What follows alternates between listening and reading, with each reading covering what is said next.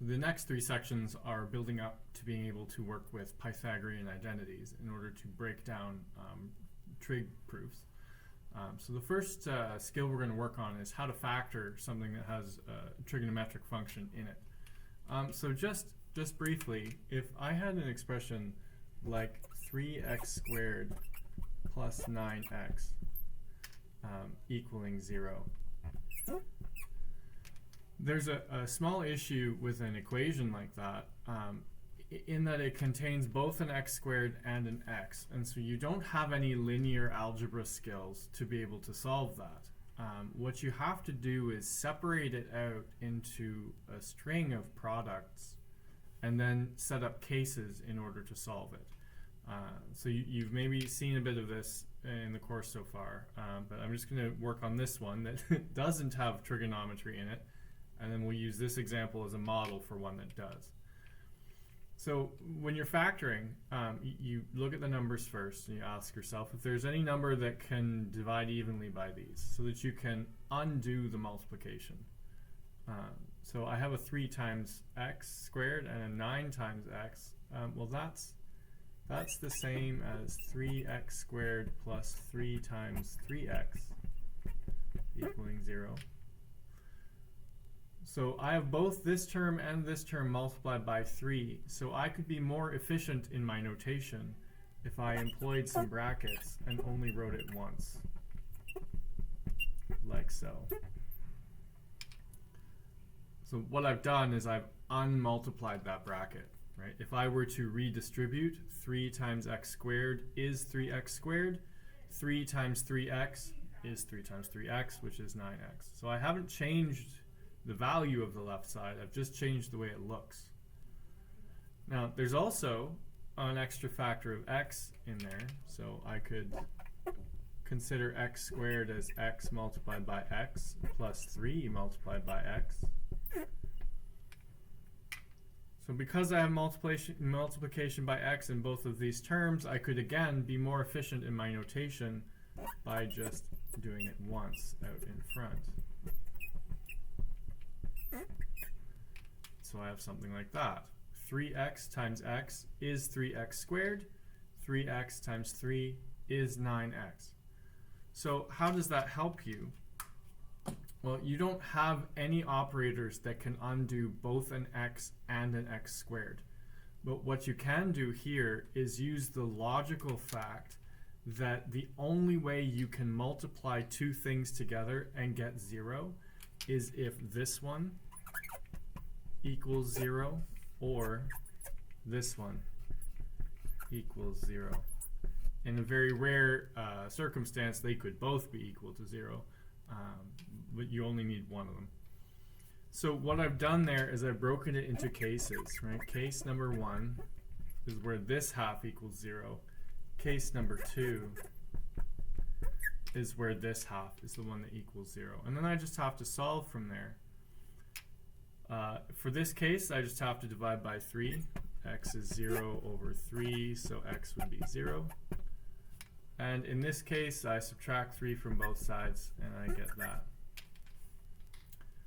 So if I were to test those up here, if I put a 0 here and here, I'd have 3 times 0, which is 0, plus 9 times 0, which is 0, and 0 plus 0 is gone. Nothing at all. So that one worked. If I put the negative 3 in, negative 3 squared is 9. 9 times 3 is 27. Negative 3 times 9 is negative 27. 27 minus 27 is 0. They both worked out. And I avoided the fact that I didn't have an operator that could undo both an x and an x squared by separating those two things apart. So I only had to consider one half and the other half, which you'll notice there's no squared on this and there's no squared on this. There isn't a blend of functions. They're both linear by the time I get there. So that's how factoring works. I'm going to do a very similar example right here. One that looks like this. 3 sine squared x plus 9 sine x equals 0. So again, I have a mix of sine and sine squared, and I don't have any linear algebra that can undo both of those things. So I'm going to have to try and peel it apart. Now you might notice that if I replace this with an x and this with an x, I have exactly the same equation over there. So I'm going to use exactly the same steps to break this down as I would over here. So I look at it and I see this front term as 3 sine x multiplied by sine x, and this is 3 times sine x. And it turns out that in both of those things I have a 3 sine x in this term and I have a 3 sine x in this term. So I'm just going to record them out front.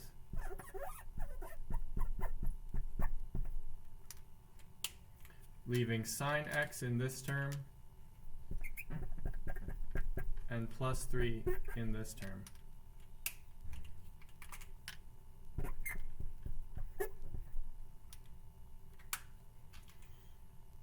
So you notice that I don't have sine squareds anymore. I have a bunch of sines over on this side multiplying, and I have an expression in this side that's multiplying.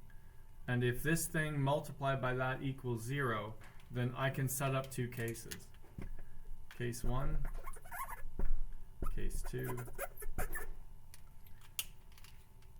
Either this thing equals 0, 3 sine x, or this one does. So to solve this case, I just need to divide by 3. So I get sine x equals 0 divided by 3, which is 0. And then I have to arc sine both sides. And sine functions, if I just quickly draw you one like that over and over and over again, they cross 0 at pi, at 2 pi. That's all the values of pi. Case 2 here, kick the negative 3 over, arc sine both sides, and this is an error. It's a domain type error. Arc sine can't accept negative numbers, regardless of what negative number they are. So my solution to this expression was x equals n pi. Any value of pi will make that expression true. And I was only able to do it because I could factor it up to split up this x, or sine x, and the sine x squared. What you should see here, net, is that a sine x behaves exactly the same way as a letter does, a plain old letter, when you're doing factoring. So if you see a cos squared, you can pull out a single cosine and leave a cosine behind. And it's no different than seeing a y squared, pulling a y out and leaving a y behind. So I'm going to clear this off, and we're going to do 2 more examples and see how we go.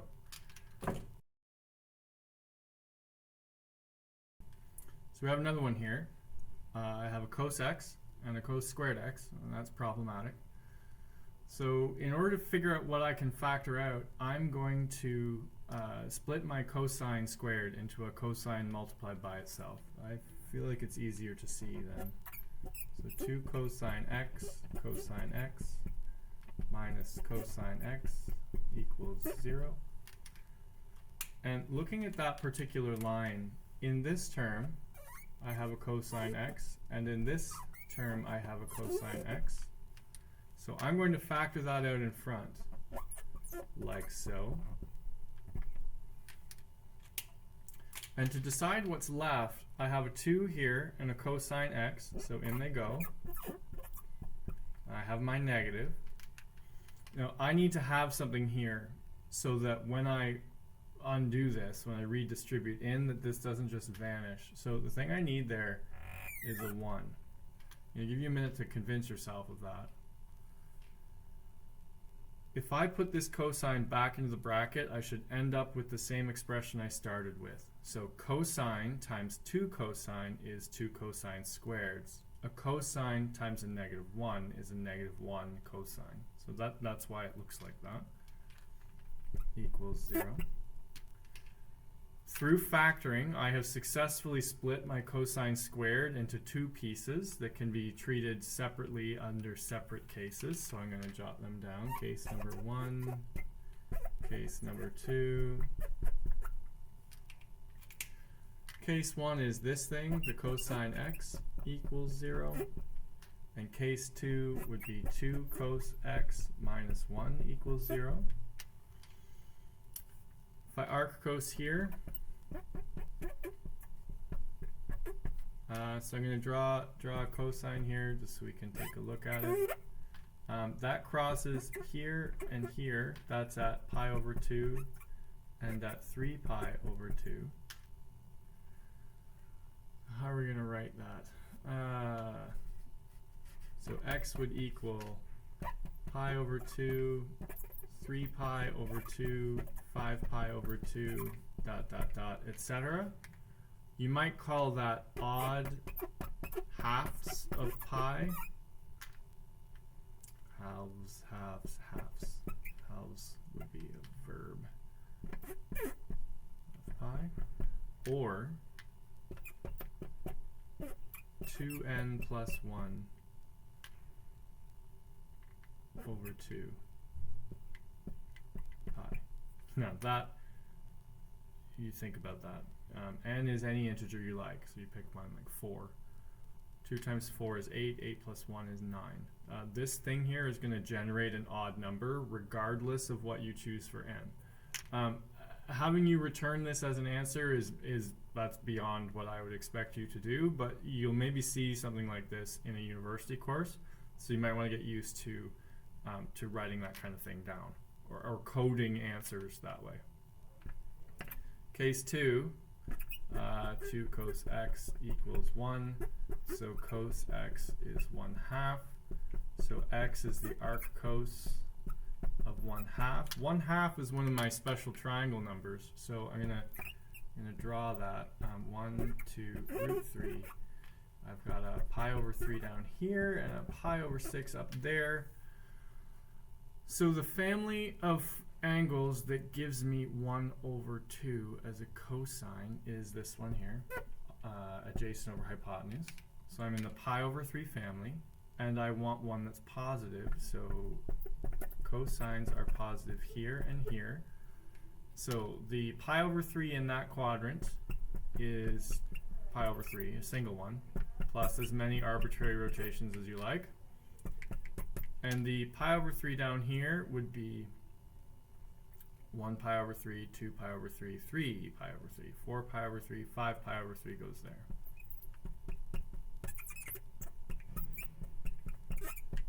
So there you go. So the only thing that's new in all of this is that you had to factor it first. Once it was factored, you could set up your two cases, and then you solve it exactly the same way as you were doing all of the cast rule stuff from the last two sections.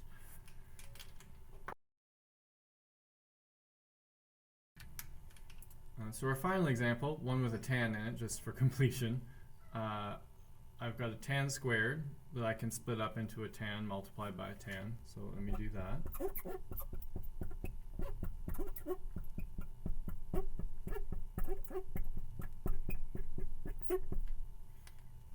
So looking at those two terms, I have a tan x here and a tan x here. So I'm going to pull that out in front. It's more efficient to write it that way. And in this first term, I took one of the tans away, which leaves one of them behind. And if I take this one out, I need a placeholder to make sure that it sticks around when I expand.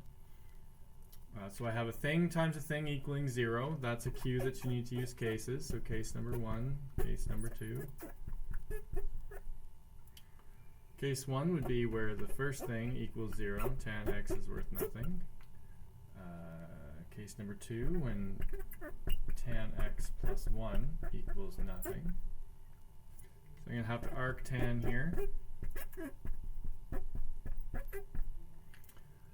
Alright, so when does tan equal 0? Well, tan, I'm not sure if you've ever sketched tan before. Let's see, at pi over 2, negative pi over 2, and pi over 2. Tan does this sort of thing. And then it does it again.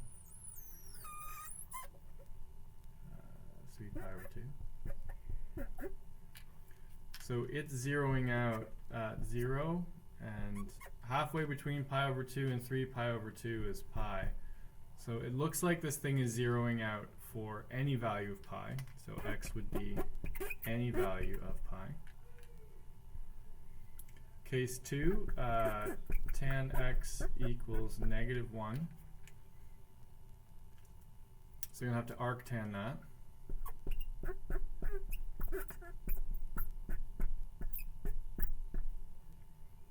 Alright. Now you'll notice negative 1 is down here somewhere. That's the y value. And so there are going to be two answers to this. There's going to be one here, and there's going to be one here. So if I actually type that into my calculator, arctan of negative 1. Oh, I don't need a calculator. I've got special triangles. 1, 1, root 2. I could get a tan ratio of 1 if I did 1 over 1. So that's a pi over 4 family.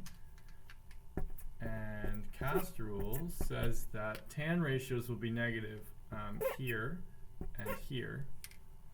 Notice that 1 is in the negatives, just a little below 0, and then 1 is between pi over 2 and pi. That's where this quadrant is.